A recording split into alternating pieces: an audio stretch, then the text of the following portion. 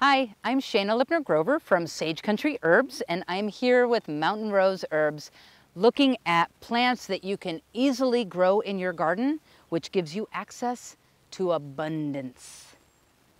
So let's check them out. This gorgeous representation of the Lamiaceae mint family. This is catnip, very recognizable. This plant is such a good example of plant family characteristics of the mint family. Most people know these super simple ones, which is a square stem.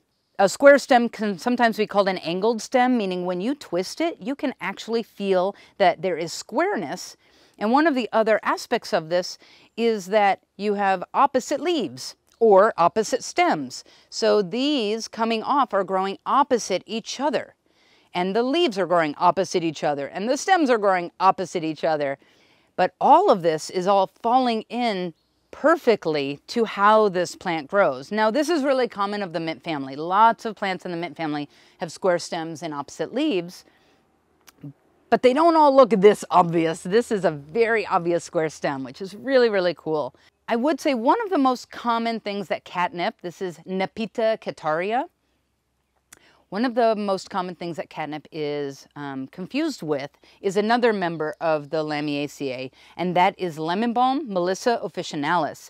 While the square stems and opposite leaves, well, they're part of the same family. Many plants are going to have those same characteristics.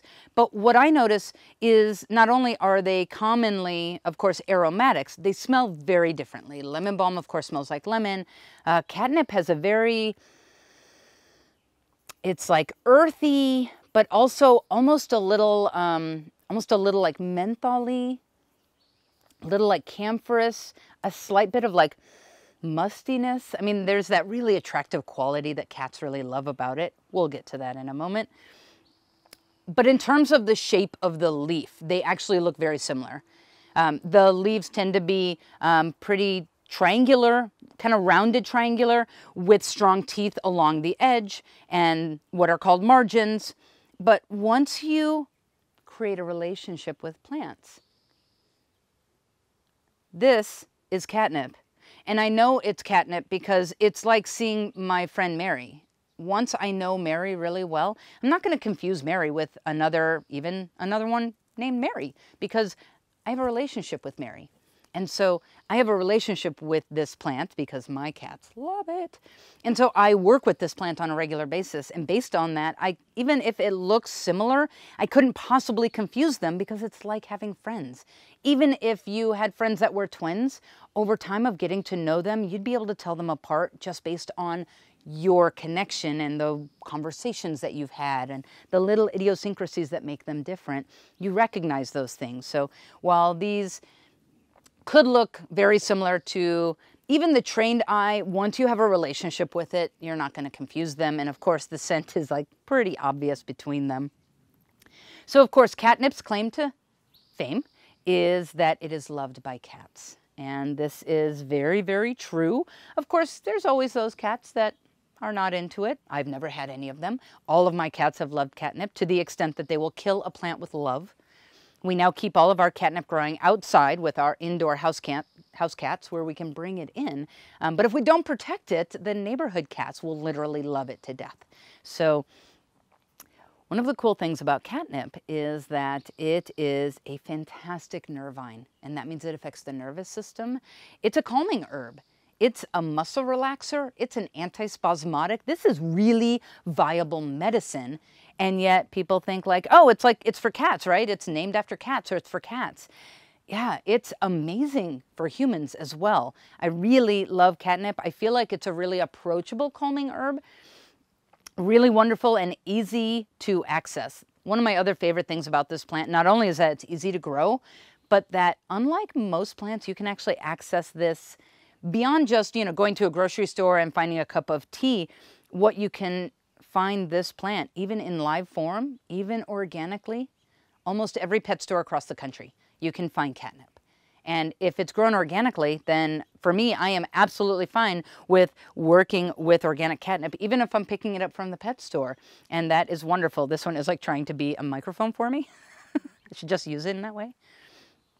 So I really love catnip as a very approachable calming herb, great for things like, you know, having tension in your back or your low back, or maybe you're dealing with some menstrual cramps. Where it really shines is actually with digestive cramping or digestive spasms, specifically because it's an aromatic bitter. So it is working to have a direct effect on the smooth muscles of the digestive tract, but on top of that, it's an aromatic bitter, which means it's helping to stimulate digestion.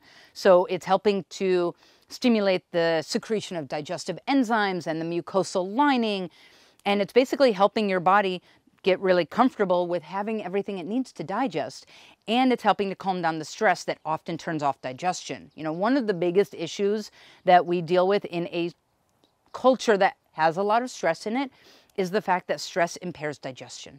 And we don't think about it, so we just keep eating and then not realizing that that stress is actually turning off some aspects of our digestion, which makes it so that we're not breaking food down as much as we could, which means we're typically not absorbing as much nutrition as we're eating.